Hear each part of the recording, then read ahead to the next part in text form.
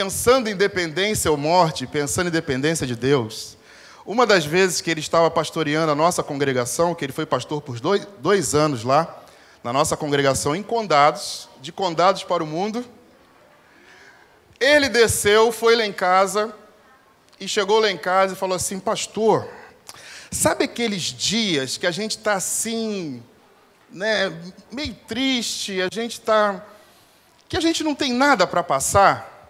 Eu falei: sei, muitas vezes isso acontece comigo. Aqueles dias que você, se pudesse, nem pregava. Pois é, pastor. E foi justamente esse dia que Deus, pregando, não tinha nada para dar, e pregando, Deus me deu 2 vidas. Lembra disso? Deus me deu 2 conversões lá.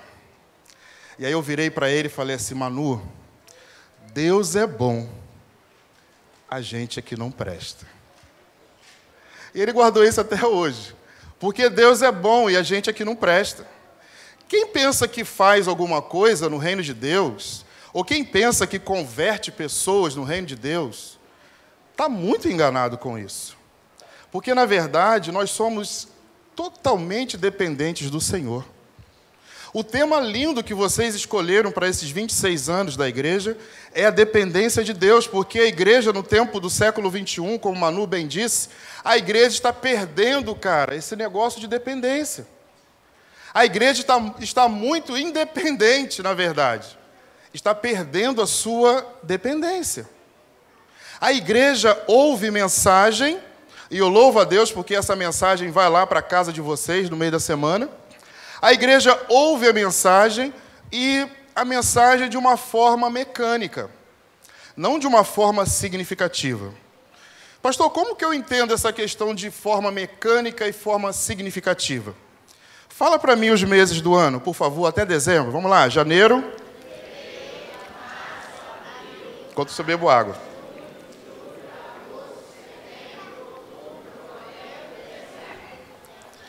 Essa é a forma mecânica de você saber as coisas. Viu como é que você falou facinho? Agora pega esses mesmos meses que você acabou de falar e põe para mim em ordem alfabética. Vamos lá. No máximo que vai é agosto, né? Sabe por quê? Porque você tem que pensar. E aí, quando você tem que pensar, você precisa meditar na palavra. É por isso que Deus virou para o Josué e falou assim: Josué, medita na minha palavra só de manhã, Josué. Foi assim? Não. Medita na minha palavra. Meditar é diferente de ler. Meditar na palavra do Senhor é diferente de passar o olho. É diferente daquela leitura que você faz, que não tem nem muita importância. É diferente daquela leitura mecânica que às vezes você faz e olha aquele versículo para dormir, lê, ora 2 segundos e já está dormindo. Mas quando você para e começa a olhar, e tem seminarista aqui na igreja, seminarista é um cara bom, não é? É o cara que lê Bíblia. É um cara que lê Bíblia, é um cara que estuda, é um cara que pesquisa. Não é, meu irmão? O seminarista tem que meditar na palavra. Mas eu quero chamar a sua atenção para esse texto tão conhecido. Esse texto que você já ouviu várias e várias vezes. Esse texto que você já viu alguém pregando, e talvez até o seu pastor. E você vai ver muitas mensagens nesse mês de setembro, nesse texto, por causa da nossa Junta de Missões Nacionais. Mas eu quero compartilhar com você de alguém que tinha uma dependência tremenda de Deus, que é o apóstolo Paulo. Alguém que era dependente do Senhor. Alguém que sabia quem era o Senhor. Você só pode depender de alguém quando você conhece quem você serve. Você não sai dependendo de todo mundo. Você não tem 1 milhão de amigos, ou milhões e milhões de amigos, como aparece lá no teu Face. Que aí você abre lá e você olha assim, uau, 10 mil amigos. É tudo fictício, aqueles amigos não são seus amigos. Alguns até são, mas não são todos seus amigos. E aí você depende de algumas pessoas aqui nesta noite. Mas única e exclusivamente você deve depender do Senhor. Amém? Fui crucificado com Cristo. Essa versão é da NVI. Assim já não sou eu quem vive, mas Cristo vive em mim. A vida que agora vivo no corpo ou na carne, vivo-a pela fé do Filho de Deus, que me amou e se entregou por mim. Não feche a sua Bíblia, deixe a sua Bíblia aberta no livro de Gálatas, porque é ela que vai falar com você nesta noite. Amém? Curva a sua cabeça, vamos orar. Pai, esta é a tua palavra, viva e eficaz. Obrigado, Senhor Deus, porque há 18 anos como pastor e a minha vida inteira como membro desta Igreja Batista, o Senhor tem me dado o privilégio de pregar a sua palavra. Obrigado, Senhor Deus, porque a tua palavra é viva e eficaz. Obrigado, Deus, porque é a tua palavra que não volta vazia e não a do pregador. A tua palavra é que encontra um coração nesta noite. E é a tua palavra que transforma corações nesta noite. Pai, fala aos nossos corações e nos dê um alento através da tua palavra. Muito obrigado, Senhor Deus, por tudo que o Senhor tem feito na vida desta igreja e por tudo que o Senhor ainda há de fazer e por tudo que o Senhor vai realizar na vida dos teus servos. Toma nossas vidas em tuas mãos. É o que oramos e agradecemos ao Senhor no nome de Jesus. Amém. Quando eu penso no livro de Gálatas, e penso exatamente num texto, por isso eu pedi a você para deixar aberto, o primeiro capítulo do livro de Gálatas, no versículo 2, onde Paulo fala às igrejas da Galácia. E aí eu dei uma pesquisada, Manu, para trazer legal para aqui, para a sua igreja, e lá diz o seguinte: quem são os Gálatas? Os Gálatas, por estar andando ali mais na parte sul da província da Galácia, onde também estabeleceu igrejas locais, isto é, a região de Listra, Icônio, Derbe e Antioquia da Pisídia. Ali no lado sul de Roma e também no lado sul da Galácia. Os Gálatas, eles ficavam mais ou menos ali, tinha várias igrejas, todas elas instituídas por Paulo, nesses lugares que eu falei para você. Mas a maior crise de Paulo e a maior tristeza do apóstolo Paulo foi que eles abandonaram o verdadeiro evangelho. Eles abandonaram o verdadeiro evangelho e eles estavam espiritualmente doentes. Eles estavam doentes porque eles estavam trazendo aquilo que era do Antigo Testamento, as leis do Antigo Testamento, e misturando com a graça de Deus do Novo Testamento. Resumindo tudo para você. E nessa mistura que eles estavam fazendo, o apóstolo Paulo ficou muito triste, muito chateado com isso. Porque essa mistura não era uma mistura legal. Eu não sei se você já viu na sua Bíblia a igreja de Corinto fazendo uma comparação. Uma igreja carnal. Uma igreja que não sabia se era de Paulo ou de Apolo. Uma igreja que tinha incesto no meio da igreja. Uma igreja onde o pessoal vinha para a ceia e se embebedava antes de tomar a ceia. Mas em nenhum momento eu vi Paulo dando a palavra que ele dá em Gálatas 3, versículo 1, para a igreja de Corinto. Ele vira para a igreja de Gálatas e fala assim: olha, vocês são insensatos, vocês são tolos, e vocês são insensatos porque vocês estão deixando o verdadeiro evangelho para se misturar e se envolver com um evangelho que não é de Cristo. Então, por se misturar com um evangelho que não era de Cristo, Paulo estava triste com essa igreja, ou com essas igrejas da Galácia.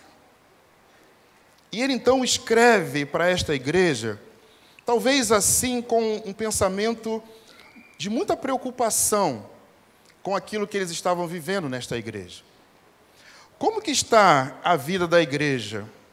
Porque quando eu chego aqui e vejo festa, isso alegra o meu coração. Porque a igreja é um lugar de festa mesmo. É um lugar de comemorações.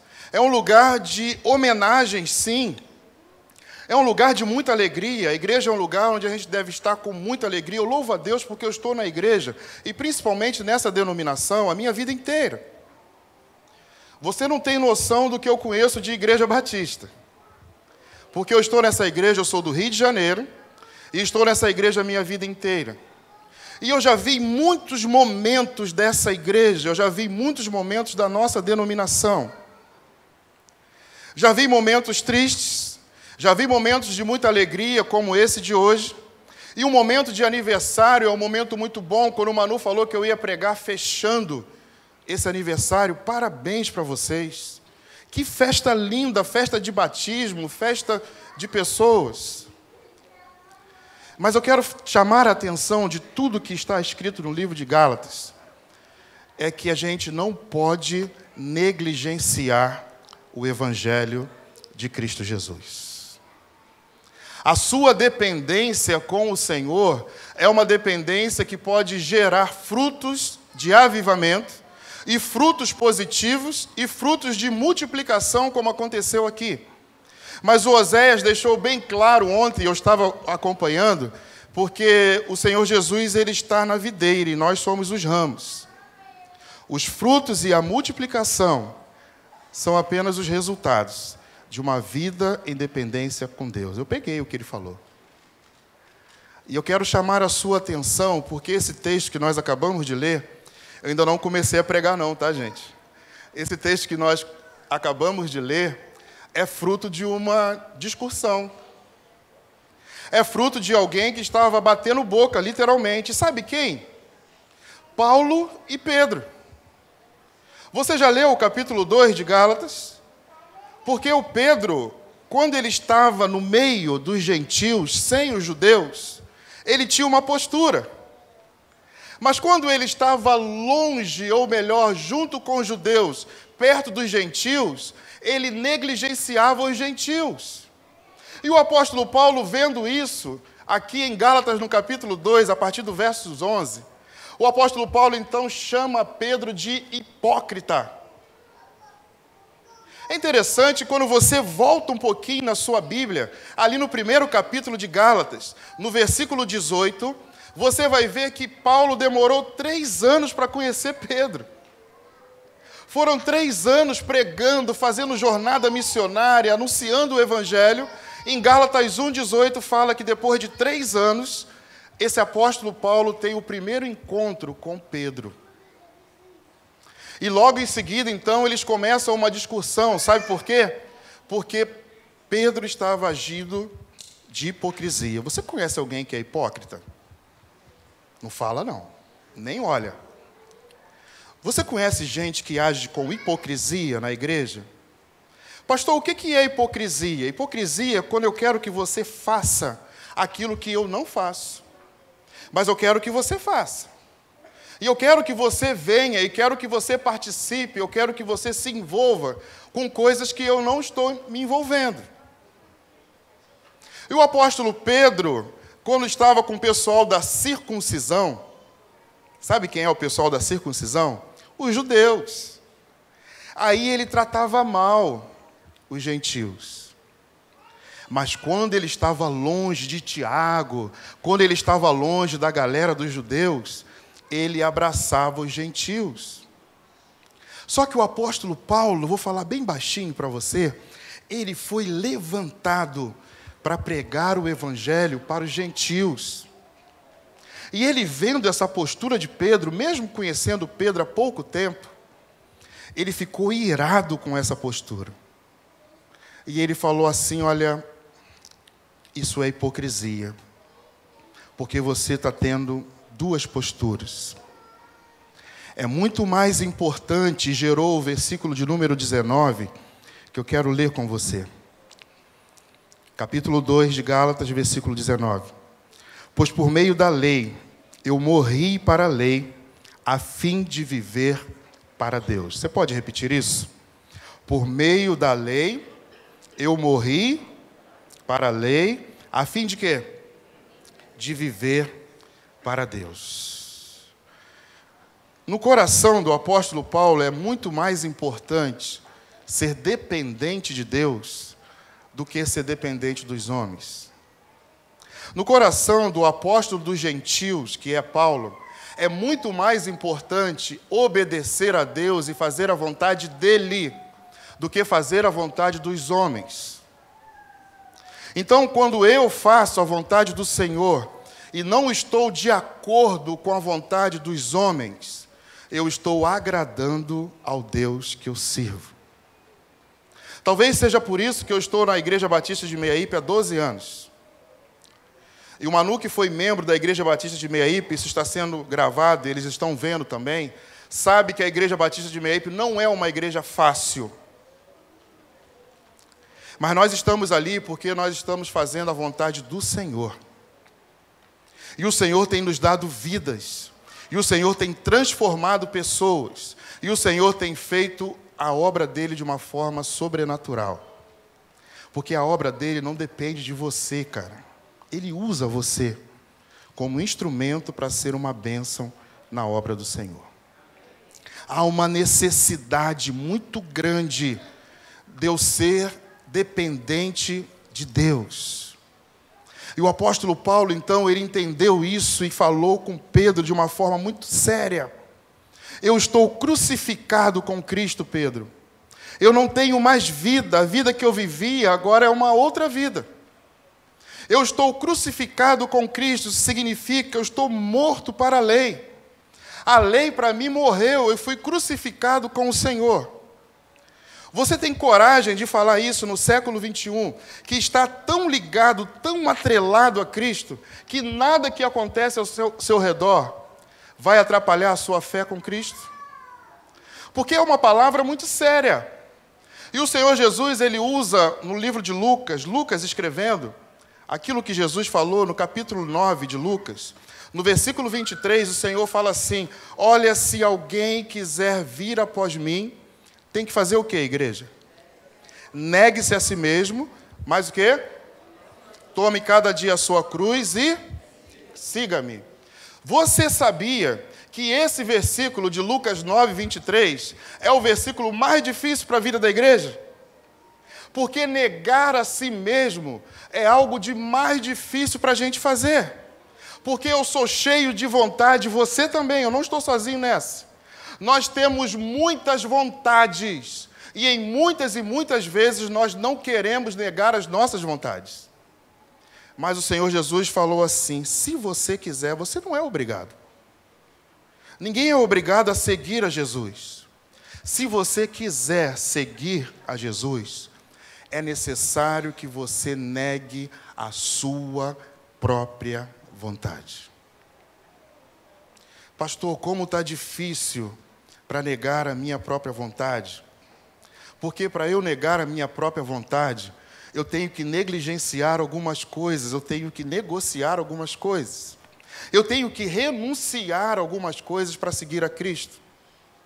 Ei, não existe dependência sem renúncia. Não existe dependência de Deus sem renúncia. Eu me lembro, Manu, no meu concílio para o ministério pastoral, há 18 anos atrás, eu falo que Guarapari tem 15 igrejas batistas. Nova Iguaçu tem 110. E aí você espera o quê de um concílio que tem 110 igrejas num bairro? Que aproximadamente um concílio fraco em Nova Iguaçu, de onde eu venho, tem 50 pastores. Concílio meia boca. E o meu concílio tinha quase 100 pastores. E eu não esqueço até hoje de uma pergunta, que um pastor se levantou no canto e falou assim: meu filho, e eu me tremi todo, porque eu sabia que ele tinha qualidade naquilo que ia perguntar. E ele falou assim: meu filho, eu quero só te fazer uma pergunta. Você está preparado para nunca mais ter um domingo? Essa é a pergunta que se faça para um candidato. Porque agora, quando você assumir, meu filho, a igreja, e eu estava no 3º ano ainda do seminário, para assumir a igreja que eu era membro, que eu me casei, que meus filhos batizaram. Quando você assumir a igreja, meu filho, você agora não vai ter mais domingo nenhum. Você vai pregar domingo de manhã e domingo à noite. E eu falo para a igreja de Meiaípe que quando eu não estou no púlpito de lá, eu estou em algum púlpito por aí. Hoje é aqui. Nunca mais eu tive um domingo legal, mano. A gente nunca mais tem um domingo legal, tranquilo. Os irmãos ficam assistindo futebol. Depois, quando dá o horário do culto, olha assim, sabe de uma coisa? Amanhã eu vou acordar muito cedo, não vou na igreja hoje não. E não vem. Mas o pastor, para fazer isso, ele tem que armar uma dinâmica tão grande. Ele tem que ver o cara que vai pregar, ele tem que ter uma preocupação. Porque todos os domingos, eu estou pregando desde terça-feira, mano. Todos os dias a gente prega. Ele foi embora da congregação. Quem é o pastor da congregação lá agora? Eu. Ele me deixou e eu prego lá toda quarta-feira. E aí na quinta eu prego na igreja. Aí na sexta eu dou o treinamento do DNA na minha igreja. No sábado eu preguei na Praia do Morro e hoje eu estou aqui. E com muito amor e carinho. Sabe por quê? Porque eu sei o Deus que me chamou e de onde Ele me tirou. Você lembra de onde Deus te tirou? Então, se você lembra, você é dependente do Senhor. O apóstolo Paulo falou, eu estou crucificado com Cristo e eu agora não tenho mais vida. A vida acabou. A vida secular não tem mais. Eu agora vivo de acordo com a vontade do Senhor. E se eu estou agora na igreja, eu preciso dar testemunho aqui dentro e aqui fora. Porque senão eu vou ser um hipócrita. E eu não posso ser hipócrita. Eu inventei de voltar a estudar, Manu, a fazer psicologia. Estou no 4º período. Falta um monte de período, estou lá. E eu lá estudando na faculdade, eu preciso dar testemunho lá. Porque eu descobri que Deus me colocou lá para falar dele lá também. Porque tem uma porção de gente lá que não acredita em Deus. E tentam levar a cabeça dos alunos também a não acreditarem também em Deus. E Deus quer que você seja autêntico, tanto aqui como lá fora. Eu estou crucificado com Cristo e eu não tenho mais vida. A vida que eu vivia na carne, que é a segunda parte, agora eu estou vivendo na fé. Você sabe muito bem que você é um leitor da Bíblia, voraz, que eu sei, e essa igreja aqui tem instituto bíblico, tem seminários aqui. Você sabe o que Paulo falou das obras da carne, nesse mesmo livro de Gálatas, no capítulo 5. E você sabe que quando ele fala que ele não vive mais na carne, que agora ele vive pela fé, ele está dizendo que ele tem uma dependência muito grande com o Senhor, porque ele entende que o corpo dele precisa ser santificado. Essa carne lá do original, essa soma, essa carne nojenta nossa, ela precisa passar por um processo de transformação e santificação. E aí eu preciso viver pela fé. Para que eu possa ter dependência do Senhor, eu preciso conhecer o Deus que eu sirvo e viver pela fé. Então eu estou crucificado com Cristo e eu não quero mais viver no corpo, na carne, eu quero viver no Senhor. Como é que está então a santificação? A vida com o Senhor? Como está então como igreja? Porque a igreja não é esse lugar que você está. Esse lugar aqui, muito bonito por sinal, parabéns para os irmãos, é um lugar de adoração. Mas a igreja sou eu e você. Como está então essa carne que tem tendência ao pecado para agir em outras áreas? Porque o apóstolo Paulo falou isso com Pedro. Olha, Pedro, eu estou crucificado com Cristo, eu não tenho mais vida, e a vida que eu vivia na minha carne, agora eu vivo pela fé, cara. Não tem mais espaço para esse negócio de lei na minha vida. Não tem mais espaço para poder agradar ninguém. O espaço agora é para fazer a vontade do Senhor. E eu não tenho tempo para ficar me escondendo dos gentios. Eu tenho que pregar para eles. Você viu a dificuldade no livro de Atos dos Apóstolos, capítulo 10? A dificuldade que foi o Pedro entender que ele tinha que pregar na casa do Cornélio? Que dificuldade! Ele sonhou, ele viu a revelação, ele viu Deus mostrando tudo, e ele resistia o tempo todo, porque os gentios para eles eram um povo imundo. Um povo que não era digno do Evangelho. Você tem alguém que você fala assim, ah, pastor Manu, isso aqui não tem mais jeito, não.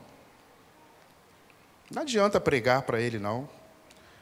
Talvez ele esteja lá dentro da sua casa e você fala assim, ó, o meu pai, a minha mãe, o meu filho, o meu marido, a minha esposa, não tem mais jeito, não. Eu quero te dizer uma coisa, se você tem esse pensamento nesta noite, saiba que teve jeito para você. E se teve jeito para você, tem jeito para todo mundo.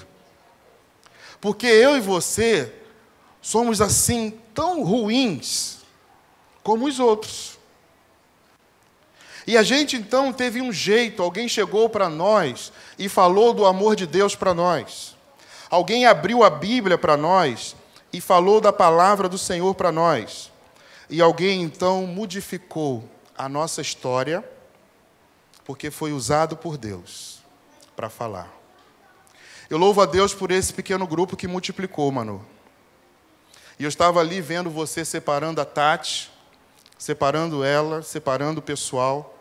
E eu louvo a Deus porque eu sei que dali vai sair mais um monte de discípulos.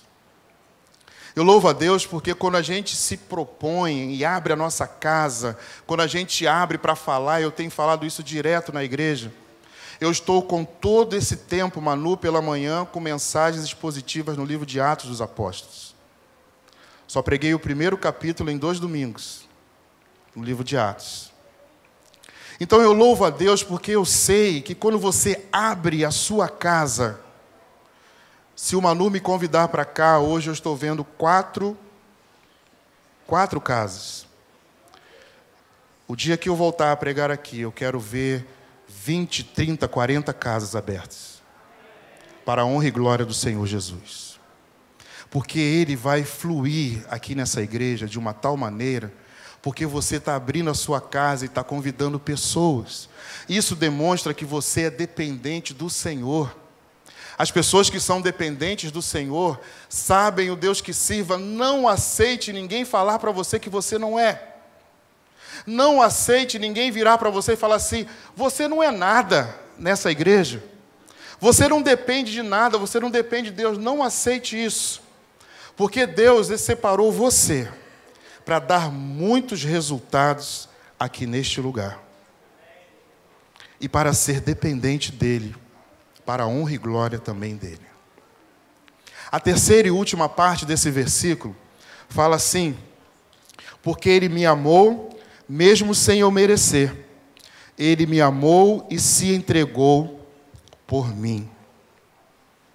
Eu estou crucificado com Cristo, eu não vivo mais, eu não tenho mais vida na carne, agora tenho vida na fé, e eu sei que o Senhor me amou e se entregou por mim. Mesmo sem eu merecer nada, isso é graça. E o pessoal da Galácia estava confundindo a graça de Deus com o que eles chamavam de leis do Antigo Testamento. Que salada que estava naquela igreja. Que mistureba total que estava ali. Ou no meio daquelas igrejas. E Paulo fala assim, eu tenho certeza de que o Senhor me amou e se entregou por mim. Amém? Você tem certeza de que o Senhor se entregou por você? Levanta a tua mão aí, quem tem. Glórias a Deus. Você tem certeza de que esse Senhor que morreu, e lá na cruz do Calvário, Ele falou assim, Pai, perdoa essa gente. Perdoa esse Samuel, um pecador. Perdoa essa gente, porque eles não sabem o que fazem. Tem misericórdia desse povo. Gente, eu sou vascaíno, gente. Deus tem tido misericórdia de mim. Eu acordei ontem, todo felizinho, fui na feira, comprei as coisas, sentei na frente da televisão, 2-0. Gente, Deus tem que ter misericórdia de um homem desse. Deus tem misericórdia de nós, Ele nos amou, Ele nos perdoa, e Ele traz então esse perdão embutido nele. Imagina qual era a vida do apóstolo Paulo, gente. Um cara que matava as pessoas, em Atos capítulo 8, fala que ele estava ali consentindo na morte de Estevão. Ele estava ali aceitando a morte de Estevão. Ele era um dos caras que mandou matar e mandou tacar pedra, e tacou pedra também. Mas agora ele tem um encontro com o Senhor. E depois desse encontro com o Senhor, a vida dele muda completamente. E depois desse encontro com o Senhor, a sua vida também mudou completamente. E depois desse encontro com o Senhor, agora eu e você somos dependentes total do Senhor.